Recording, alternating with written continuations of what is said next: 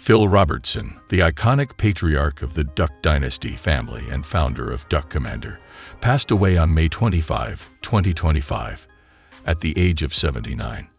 His death was confirmed by family members and shared with the public in a heartfelt statement that honored his deep faith, strong values, and the enduring legacy he leaves behind. Robertson had been quietly battling Alzheimer's disease in recent years, as well as a blood disorder, both of which he faced with the same stoic resilience that defined his life. Though his passing was not entirely unexpected, it has nonetheless sent waves of grief throughout the nation. Fans, friends, and faith communities took to social media to share condolences, memories, and prayers for the family. Phil wasn't just a television personality. He was a symbol of Southern grit, family values, and biblical conviction. Whether you admired or disagreed with him, you could not ignore the impact he had on American culture.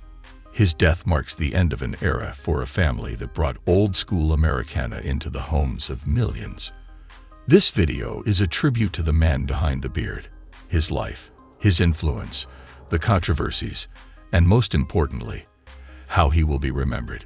Today, we reflect on Phil Robertson's journey, from the Louisiana swamps to the heart of national conversations, and say goodbye to a man who, for better or worse, always stayed true to himself.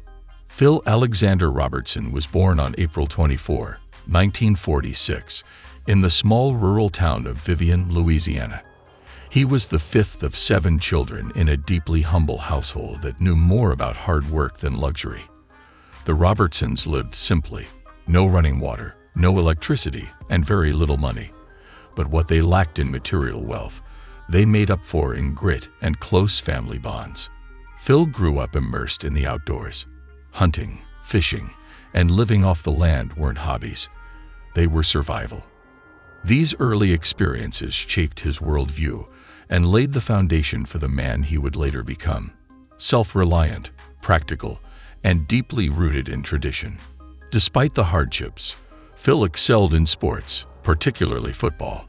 His talent on the field earned him a football scholarship to Louisiana Tech University, where he played as a starting quarterback ahead of none other than future NFL Hall of Famer Terry Bradshaw. Though Bradshaw would go on to football stardom, Phil chose a different path. He turned down the chance to play professionally, stating that it interfered with duck hunting season, a decision that shocked many but would later prove to be the right one for him. This refusal to conform to external expectations would become a running theme in Phil's life. Even as a young man, he was determined to chart his own course, even if it meant turning down fame or fortune. He wasn't interested in the spotlight, at least not yet. What mattered most to him, even then, was staying true to who he was. After stepping away from football and turning down a potential career in the NFL, Phil Robertson focused on a life that felt more authentic to him: hunting, faith, and family. It was in the early 1970s that he found his true calling. Tired of using duck calls that didn't work the way he wanted, Phil decided to make his own. In 1972, he founded Duck Commander, a small company he operated out of a shed behind his house in West Monroe, Louisiana. Phil's handmade duck calls were crafted with precision, designed to mimic real duck sounds, and they quickly earned the respect of hunters across the region. He wasn't a businessman by training, but his passion for the outdoors and his natural instinct for quality led to word-of-mouth success. What started as a side hustle grew into a family-run operation. Phil's wife Kay and their sons helped with orders and assembly. Over time, the company's reputation exploded beyond Louisiana. By the late 1990s and early 2000s, Duck Commander products were being sold nationwide. But it wasn't just the calls, it was the image. Phil's long beard, camo gear, and unapologetic love for duck season made him a recognizable figure in the hunting world. His authenticity was magnetic, and soon, media producers came knocking. Duck Commander would soon evolve into something bigger than anyone in the Robertson family could have predicted. A multi-million-dollar brand that would become the centerpiece of a television empire. But even before the cameras rolled, Phil's business was a reflection of who he was: focused, faith-driven, and unapologetically rooted in tradition. In 2012, the Robertson family story took a dramatic turn when A&E launched Duck Dynasty, a reality TV series that followed the lives of Phil, his wife Kay, their children, and the growing Duck Commander empire. Almost overnight, the bearded men of Louisiana became national icons. What set Duck Dynasty apart wasn't just duck calls or camo gear. It was the family's unapologetic values: faith, hard work, love, and prayer. Episodes typically ended around the dinner table, with Phil leading the family in prayer, a symbol that resonated deeply with conservative and religious viewers across America. Phil, as the Patriarch, became the philosophical backbone of the show. His rugged charm, old-school wisdom, and no-nonsense delivery made him a favorite. Fans saw him as authentic, whether he was giving advice, gutting a duck, or talking about God. At its peak, Duck Dynasty drew over 11 million viewers, becoming one of the most successful reality shows in cable TV history. But fame never seemed to faze Phil. He remained rooted in the same lifestyle he'd always lived: fishing, hunting, preaching, and spending time with his family. The show gave viewers a glimpse into the life of a man who stayed true to his values, even when the spotlight was brightest.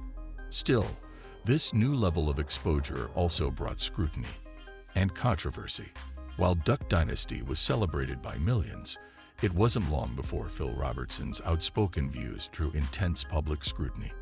In a 2013 interview with GQ magazine, Phil made blunt statements about homosexuality and sin, quoting the Bible and expressing views that many found offensive or outdated.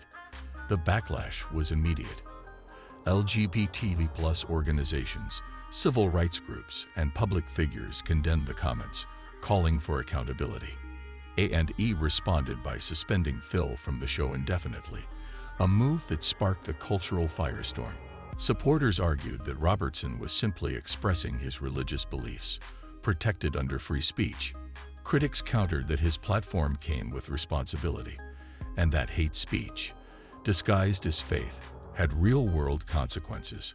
The Robertson family stood by Phil, and public support from conservative communities was overwhelming. Petitions, boycotts, and media coverage followed, creating a national conversation around faith, freedom of speech, and political correctness. Within weeks, A&E lifted the suspension. Phil's stance didn't change. He doubled down, often saying he would rather offend man than disobey God. For many fans, this authenticity only deepened their loyalty. For others, it widened the cultural divide. Whether admired or criticized, Phil Robertson became more than a reality star. He became a symbol in the broader culture war, a figure praised for his bold convictions and criticized for lacking sensitivity in an increasingly diverse society. After Duck Dynasty ended in 2017, Phil Robertson stepped back from the spotlight, but never disappeared. He continued his mission to preach, teach, and speak publicly about his Christian beliefs, often addressing social and political issues through podcasts, interviews, and appearances.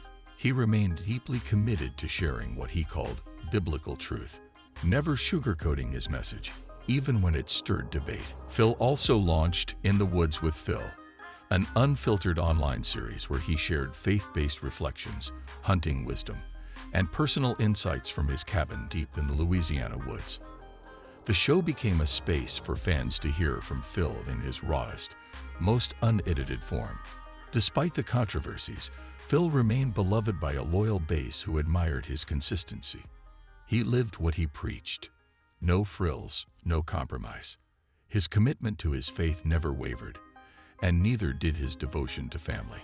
His marriage to Kay lasted over 5 decades, and his influence over his children and grandchildren was undeniable. In later years, Phil revealed that he had fathered a daughter during his wild younger days, before finding Christ. The revelation was met not with scandal, but with grace. He welcomed his daughter into the family with open arms, showing a rare public example of redemption and reconciliation. Phil spent his final years surrounded by those who mattered most: his family, his faith community, and the simple outdoor life he always loved. On May 25, 2025, Phil Robertson passed away at the age of 79 after a quiet but courageous battle with Alzheimer's disease and a rare blood disorder. The news of his death was confirmed by family members and later shared publicly in a joint statement. They described his final moments as peaceful, surrounded by loved ones at home in Louisiana, where his life had begun nearly 8 decades earlier. The announcement triggered an outpouring of grief, not only from fans of Duck Dynasty, but from religious communities, public figures, and even critics who respected his conviction. Thousands took to social media to share condolences, memories, and testimonies about how Phil's words had shaped their views or strengthened their faith. His funeral service was held privately, attended by close friends, family members, and spiritual leaders. The service reflected everything Phil valued: simplicity, scripture, and family. There were no elaborate shows of wealth, no spotlight. Just loved ones, quiet prayers, and heartfelt reflections on a man who had lived his life unapologetically rooted in belief. Willie Robertson, Phil's son and CEO of Duck Commander, spoke at the service, saying, "Dad never wanted a legacy of fame. He wanted a legacy of faith. And I believe that's exactly what he leaves behind." Phil Robertson's life wasn't perfect.